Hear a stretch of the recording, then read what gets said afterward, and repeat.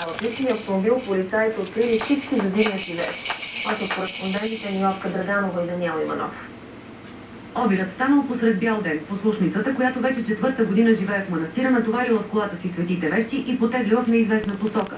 Все още не е ясно какви са мотивите и за крупната кражба. Поне потвърдена информация, имало конфликт с монахините в Светата обител и Зоя била изгонена.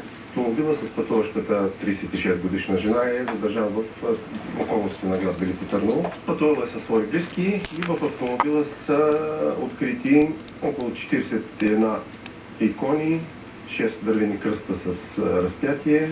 След 24 часа в ареста Зоя Чалъкова е освободена, срещу нея е повдигнато обвинение за присвояване.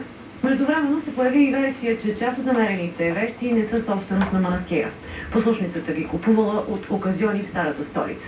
В неофициален разговор, без камера и микрофон, монахините отрекоха това да е вярно. Кражбата остана и без коментар от страна на местната митрополия. Тепърва разследващите ще установяват колко стари и на каква стойност са откраднатите икони.